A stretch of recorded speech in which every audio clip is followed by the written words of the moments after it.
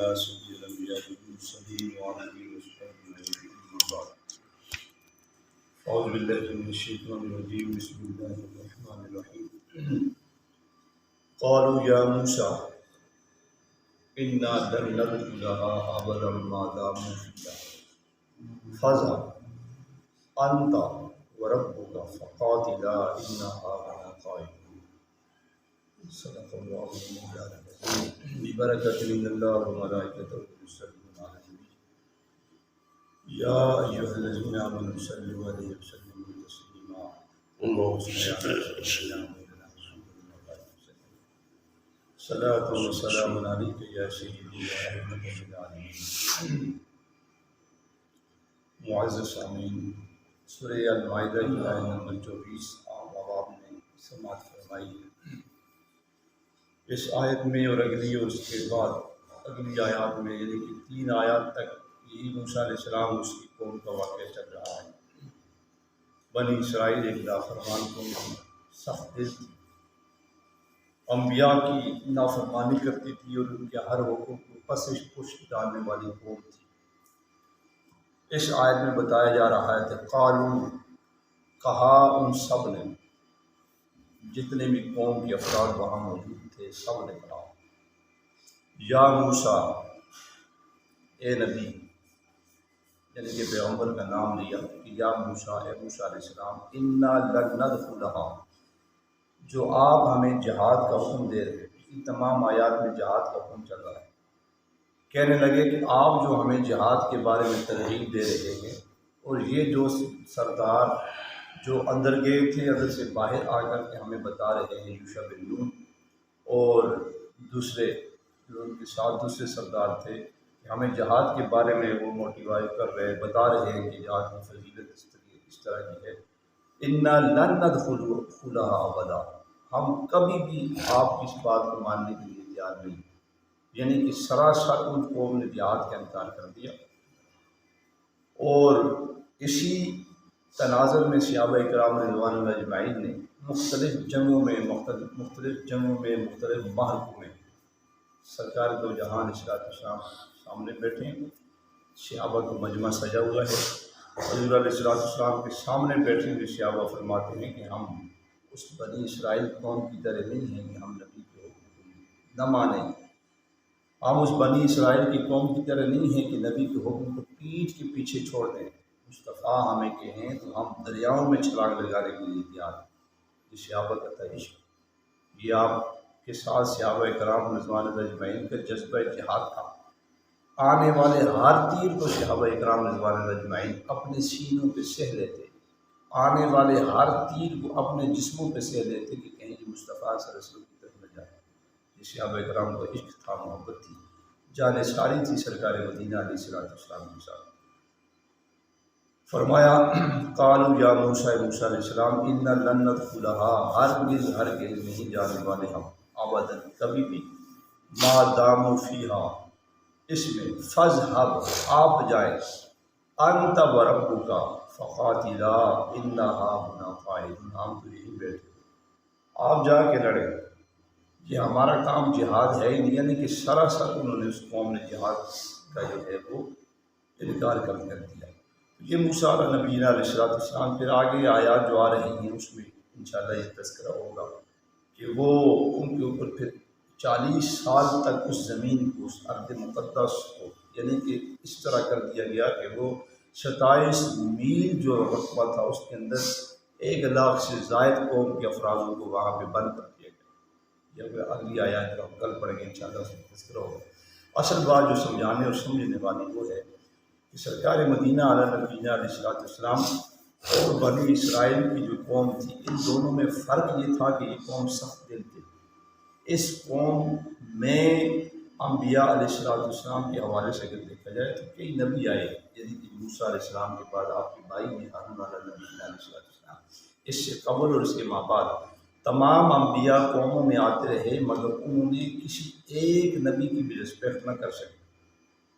کسی ایک نبی کا بھی حکم نہ مان سکے، کسی ایک نبی کے ساتھ نہ چل سکے، ہر ایک آنے والے نبی کی انہوں نے مخالفت کی اور مخالفت پہ اقرار ہوا کیا کہ پھر ان کے اوپر مختلف قسم کے عذاب آتے رہے، ہوا کیا کہ کبھی ان کی شکلیں چینج ہو جاتی، ہوا کیا کہ کبھی ان کے چہرے مست ہو جاتے۔ یہ تو کرم میں خاص ہے ہم سب کے اوپر سرکار مدینہ علیہ السلام کا۔ اللہ رب العالمین نے قرآن مجید میں فرمایا کہ لوگوں، مصطفیٰ جب تک موجود ہیں تم میں، جب تک مصطفیٰ کریم علیہ السلام تم میں موجود ہیں، یہ مجھے زیب نہیں دیتا۔ وما کان اللہ کی لفظ ہے قرآن مجید سورہ الانفال میں، یہ الفاظ موجود ہیں کہ وما کان اللہ لیعذبہم وانت فیہم، جب تک مصطفیٰ آپ میں موجود ہیں۔ سورہ انفال آیت نمبر 33 کو اگر آپ دیکھتے ہیں، اس میں بڑے واضح انداز میں فرمایا کہ وما کان اللہ، نہیں ہے اللہ کو یہ زیب نہیں دیتا۔ ماں نافیہ ہے وہاں پہ، کانا اللہ کا لفظ ہے کہ ماضی کی بات شروع ہو رہی ہے، اور اللہ فرماتا ہے کہ وما کان اللہ، یہ زیب نہیں دیتا اللہ کو کہ لیعذبہم، تمہیں عذاب دے۔ وہاں عذاب ہو رہے ہیں، وہاں عذاب آسمان سے آ رہے ہیں، زمین سے بھی آ رہے ہیں، آسمان سے بھی آ رہے ہیں، ان کے چہروں پر بھی عذاب مسلط کیے جا رہے ہیں۔ اللہ یہاں فرماتا ہے کہ وما کان اللہ، اللہ نہیں عذاب دیتا تمہیں، وانت فیہم، معبود تم میں ہیں، معبود تم میں جلوہ گر ہے، معبود تم میں تشریف فرما ہے، اللہ کو زیب نہیں دیتا۔ وما کان اللہ معذبہم وہم یستغفرون، یہ ہمارے اوپر جو اللہ کی یہ رحمتیں ہیں، یہ جو ہمارے اوپر صبح و شام رب کی رحمتیں برستی ہیں کہ ہمارے چہرے سلامت ہیں، اور ہم انسانی شکل میں موجود ہیں۔ انسانی شکل میں موجود ہو دینا ہی بڑا کمال ہے، اور دیگر ہمارے چہرے مست ہو جاتے ہیں۔ ہم سب کو اپنی حرکتیں پتہ ہے کہ ہمارا تعلق اللہ کے ساتھ کتنا جڑا ہوا ہے، سب دکھنا ہوا ہے۔ نماز اگر ہم پڑھتے ہیں وہ بھی اس نیت سے کہ لوگ ہمیں نمازی کہہ دیں، کوئی اچھا کام کرتے ہیں تو لوگ ہمیں فلاں، یہ لوگوں کا جب دکھلاوا ساتھ آ جاتا ہے تو قرآن مجید میں کئی بار اس پر یعنی کہ نقشہ کھینچا کیا کہ وہ کسی کام کی نہیں، تو لہٰذا یہ جو ہمارے اوپر کرم نوازیاں ہیں رب کی طرف سے، تو اللہ فرماتا ہے کہ یہ تو خاص کرم ہے محبوب کا جو تمہاری چہرے سلام ہے۔ فرمایا کہ اِنَّا لَنَدْخُلَہَا، ہرگز نہیں داخل ہو سکتے، ما داموا فیہا، اس میں فاذھب انت وربک، آپ جائیں اور ان سے لڑیں، فاذھب انت اِنَّا ہاہُنَا قاعدون، آپ تو جائیں تشریف فرما۔ ابھی دو آیات کے بعد یہ مکمل واقعہ ہو جائے گا، اور اس کے بعد اگلا جو رکوع شروع ہونے والا ہے اس میں حابیل اور قابیل کا واقعہ شروع ہو جائے گا۔ حابیل اور قابیل کون ہیں؟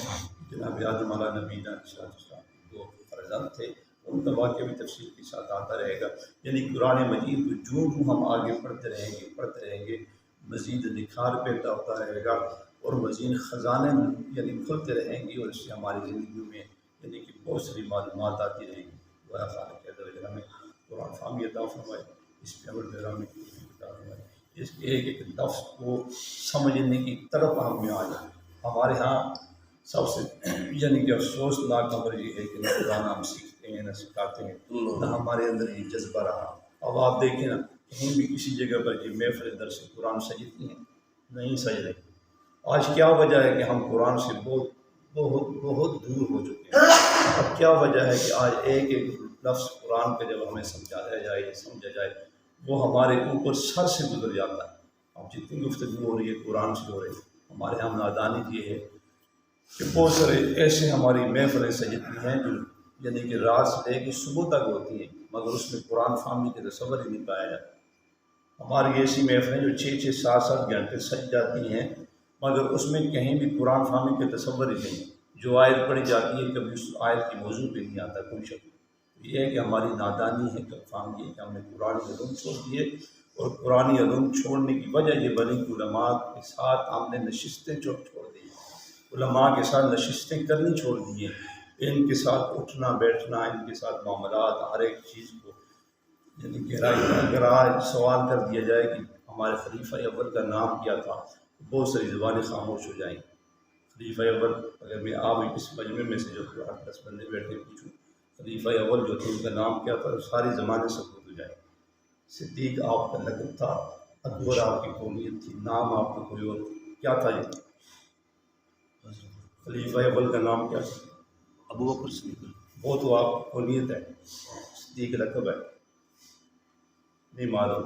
یہی سوال اگر جمعہ میں پوچھیں پورے مجتمع سے، یہاں لوگ ہوں گے، باہر ہوں گے، وہاں ہوں گے، کسی سے یہ سوال پوچھا جائے گا کہ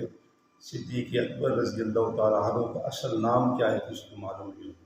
بنے ہم مفتی بیٹھے ہیں، سوالات ایسے کرتے ہیں علماء کے اوپر،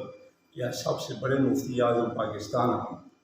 دعا ہے آپ کے اوپر میں یا آپ کے لیے کہ اس طرح استاد سبق دیتے ہیں کہ یہ آپ نے ڈھونڈنا ہے،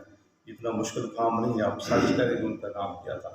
اللہ رب العالمین ہم سب کا حامی ناصر ہو اور قرآن فہمی عطا فرمائے۔ وآخر دعوانا الحمدللہ رب العالمین۔ آمین۔ اللہ